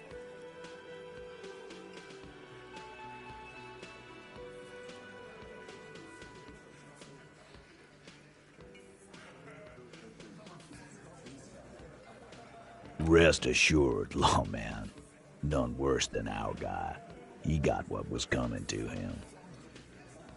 Why? 'Cause he was worthless mercenary scum. And he stepped out alive in my town. And he stepped out alive. What kind of mercenary? The kind that shows up when you start a strike. The experienced kind, too. Had Cohoy and Semenine written all over him. Ex-Oranese Special Forces. A live grenade. Right here in our bar. This one has a special gripe with him coming here. I can't prove it, but I know he was sent by the Wild Pines. They hired merc shit like that. Story of every strike from here to Samara. 'Cause one night, he walked straight up to the mic and said, I'm Oranese goddamn Special Forces, and I'm gonna fuck you all! Really? Yeah, really. Had a gin and tonic up there, sang some Oranese paratrooper song, and said he's gonna fuck everyone. We couldn't believe it either, but he fucking did, right there. Like some kind of animal. Wrong. He harassed women, raped one, harassed workers, threatened to kill some as a warning. There's slight unease in him, suddenly. He regrets mentioning the rape. To kill us all, if we don't open the gates, if we don't let the scabs in, if we don't bend over. And that was before he started coming here. Yeah, he said it was his favorite joint now. Started to come in here every night. Drinking, grabbing girls. Grabbed one of ours mid-karaoke, right there on the stage. He grabbed someone?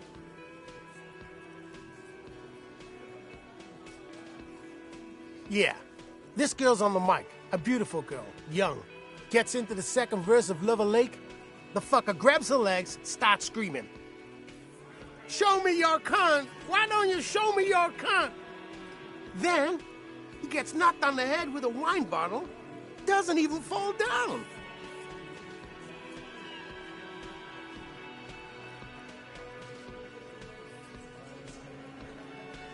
Aren't you fucking listening? My man is talking to you. He took care of it. They got the girl out before anything else could happen. Yeah, me and Eugene got her out. Aren't you fucking listening?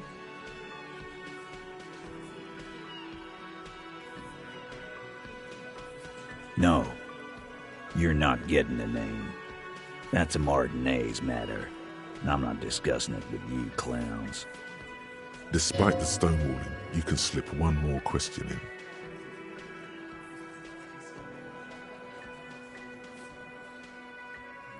Titus, do not answer. You have been forthcoming enough. Fuck off, Carl. She's gone through enough without you harassing her too. She doesn't need more embarrassment. What are you talking about? Embarrassment? If someone has been sexually assaulted, we need to... What you need is to get the fuck out of my face. I've had enough of explaining myself to you fucks. He's dead. It's done. As you can see, these men can only take so much baseless scrutiny.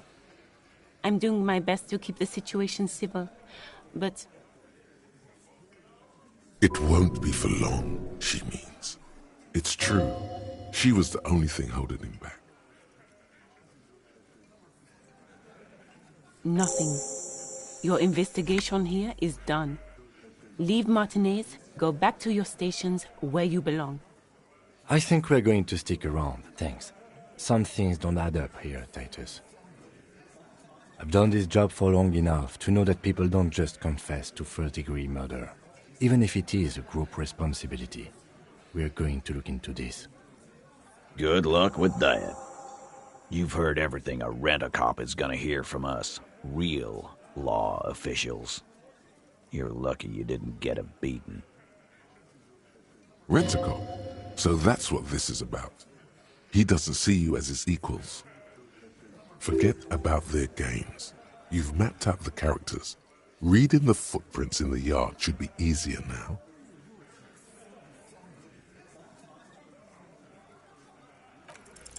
Establish authority. Yes. Authority. Feverish thoughts race through your mind.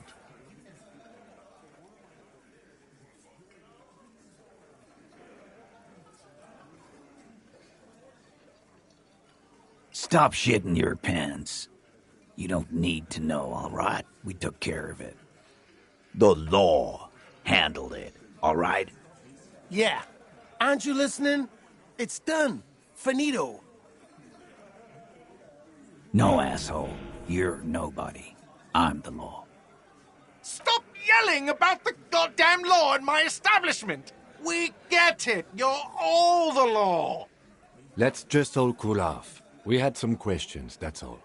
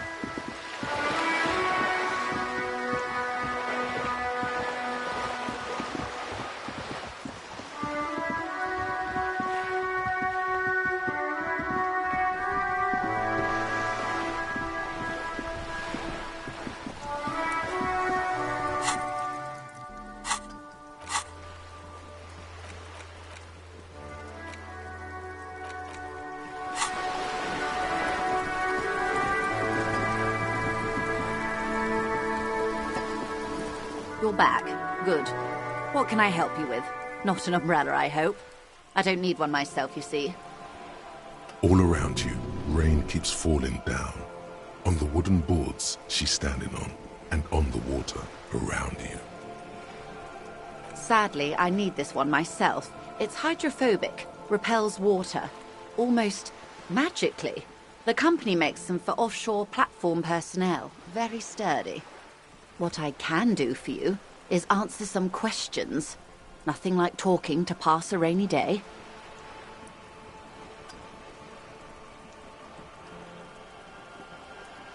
This reality.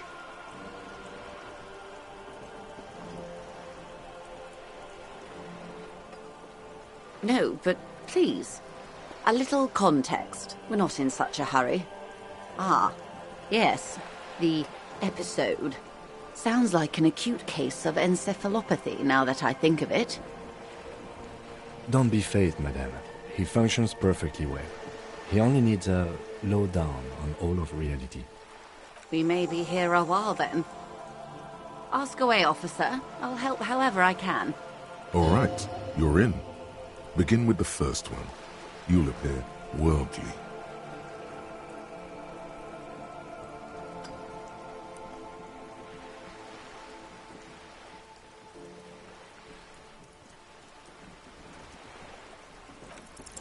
It remains a mystery what you mean by this something close. This isn't about you.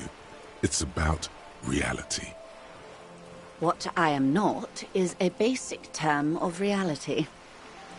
Everyone wants to talk about themselves. She will, in time. A strange coldness comes over you as you look at the world. The waves sway the sloop slowly. A bird? A sphenicid? A flightless bird of the polar regions? Ah! This is the pier of Rue de Saint-Ghislain, 33A, where the tenants have been kind enough to rent me a slot. Or two. A pre-revolutionary tenement. Old buildings are called tenements, you see. And new buildings, bâtiments. After les bâtiments nouveaux. But 33A and 33B are not nouveaux. They're old. This one used to be 8 to 10 stories tall. A real high-rise by the standards of the last century. Built to mirror the skyscrapers across the bay in the Delta. That was mostly the urban middle class, I believe. This was once primo real estate, before the cannons lopped 4 or 5 stories off. Splat, splat. Wonderful.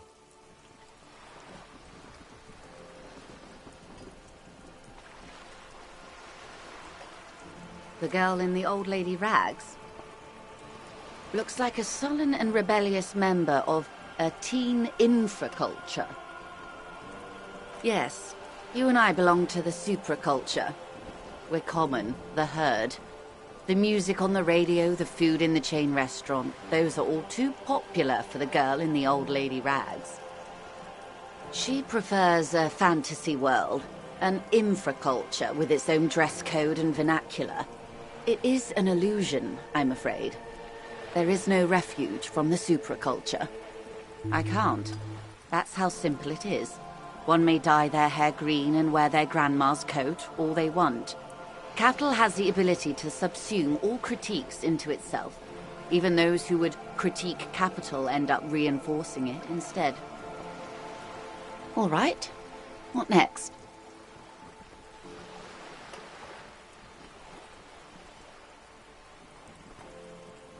We're in Martinez, baby. A casual term of endearment popular among the 50-plus crowd. It's a disco holdover, pay it no heed. Aren't we all? Martinez is a district of Revachol. A very small district tucked away near the industrial harbour, north of the 881 and Jamrock. You would be excused for not knowing about it. Unimportant, they say. Forgotten, even. Shelled to smithereens during the Revolution. It has its charms, just not this time of year. I'm not a good ambassador. I've only been here once before, as a teenager. Not a lot has changed.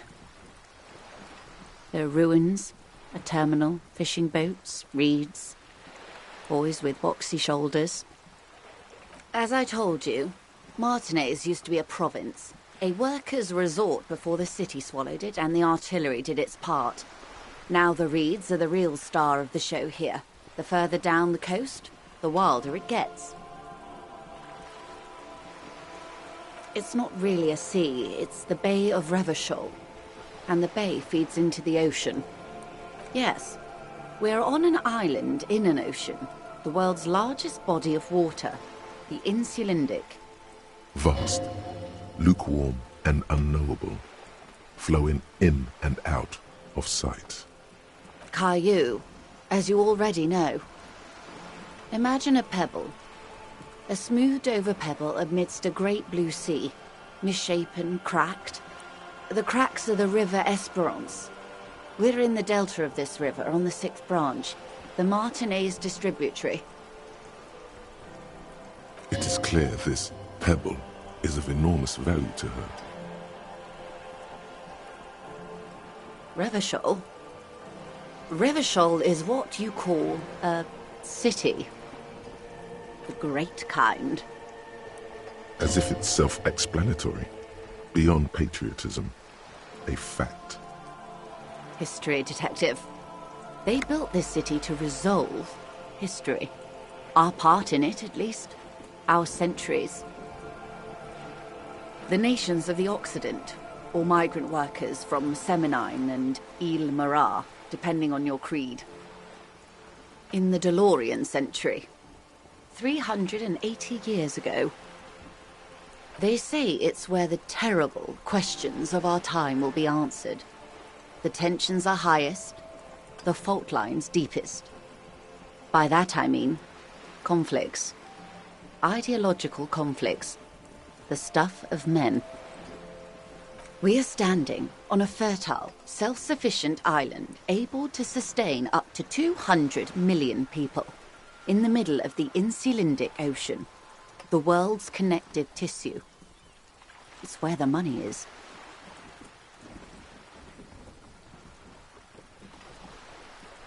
I think it's fair to say so. Martinez is about 22 kilometers from the center of the world. That soldering iron is the bank of the world building. The bottom floors are Insiacom, coalition government, Insulindian Mission Command. Silence. She lowers her hand. The water, the light. It's as though you're seeing it for the first time. There is no recognition, only the immensity of the sea and the cold radiating from it. She observes your eyes scanning the horizon, then breaks the silence, slowly. This is one thought you need to complete. Where are you? Was there something else you wanted to know? I remember something about a lowdown. This has been informative. Thank you, ma'am. I'm sure my memory-impaired partner has many more questions to ask, about even more fundamental aspects of reality. Might I suggest not asking them all right now? Ma'am, Messier will be here later too, and tomorrow. Isn't that true, ma'am? Absolutely. My commitment here is long-term. It's better not to eat all your candy at once. Indeed. I'm always at your service. Glad to have been of assistance. The little that I know. Anything else?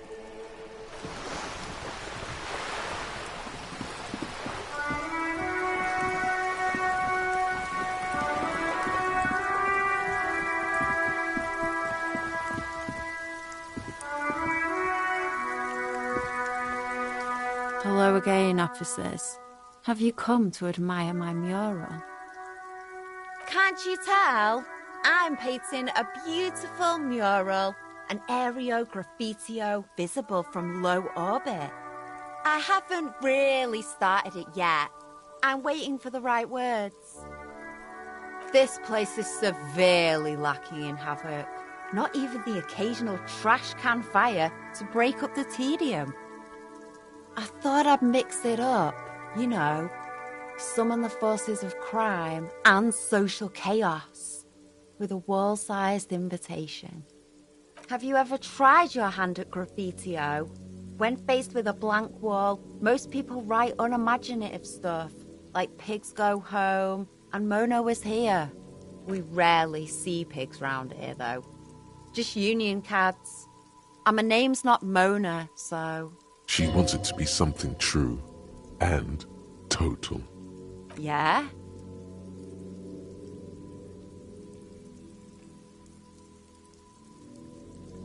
Thanks. I'm sure the inspiration will come to me now that I have an official RCM stamp of approval. You've lessened her desire to deface the building.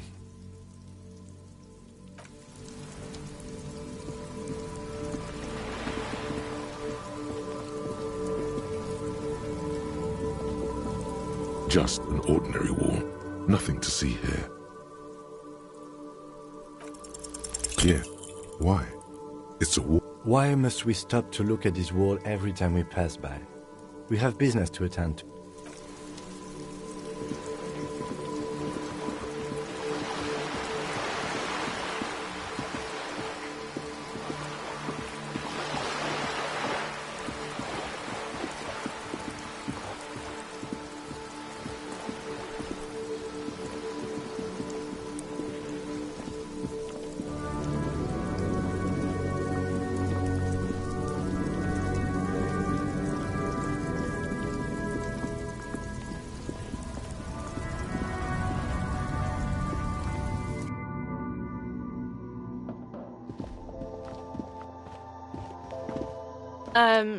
Is this about the questions again? Because I don't really know anything. Reality? You mean, what reality? Economic reality, or...? I don't really know anything. I mean, I'm 15. Yeah, that's why I'm working my arse off in Frit. So I guess, like, that's economic. I don't know. What about it? Cool.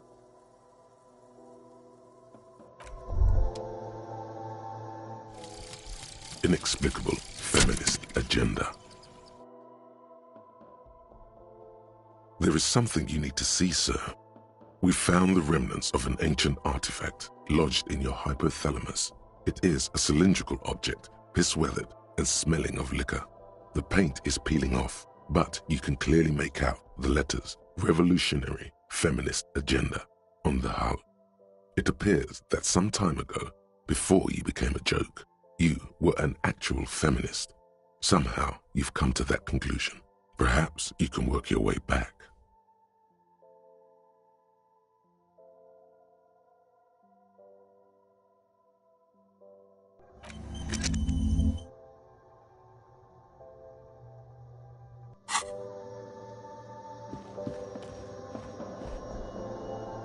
A small cabinet on the wall is filled with various medicine bottles, nasal sprays, and blister packs. They all bear the Saint Baptiste Pharmaceutics logo. Saint Baptiste, you know, the pharmaceuticals company. Saint Baptiste Pharmaceuticals, the one that sells meds out of Saint Baptiste. That one, there.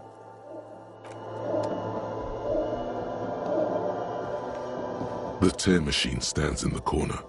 A sign says, 1 bottle equals 10 cents. Oh, that's the tear machine. It's a machine for tear.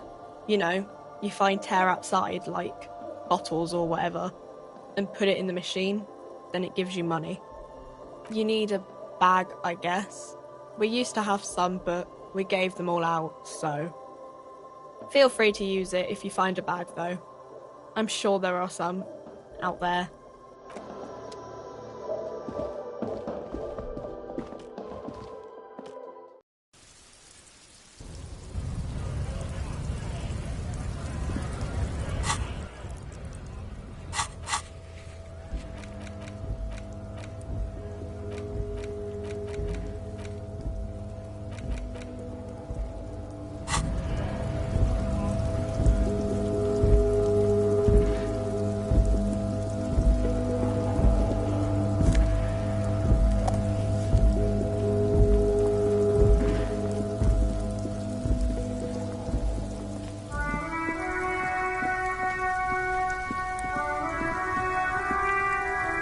Stuck in the rain in a traffic jam, man.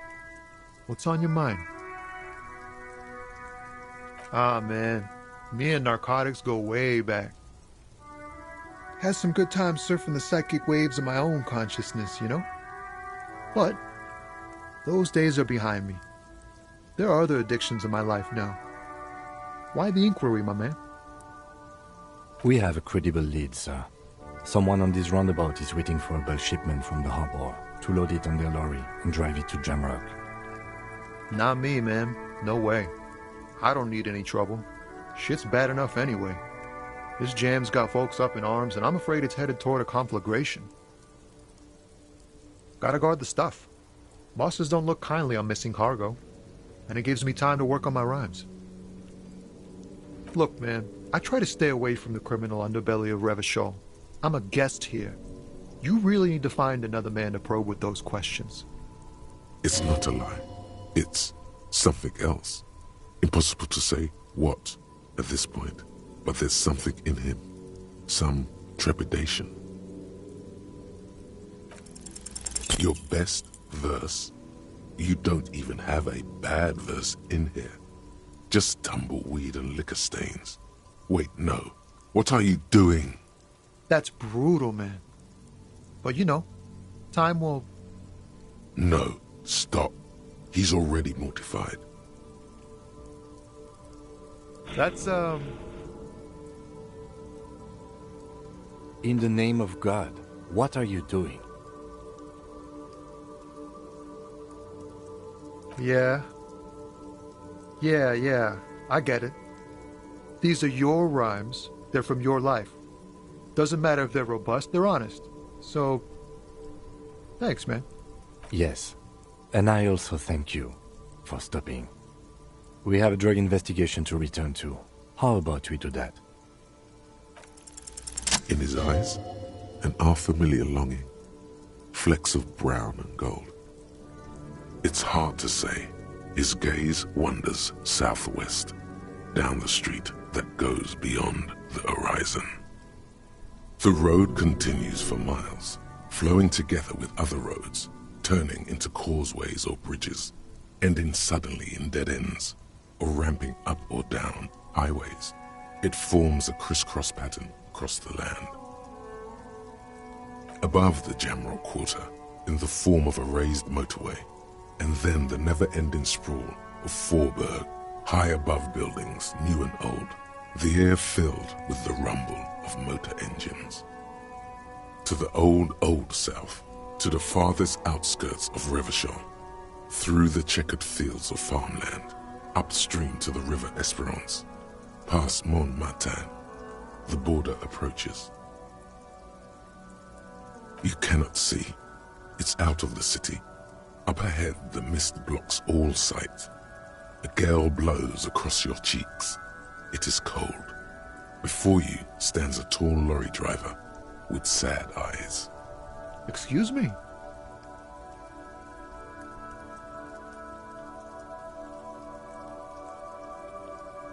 Man, I don't know what to say. Not much anyone can do. I miss my family. They're all I have. My wife, second kid on the way, waiting all the way in Diora.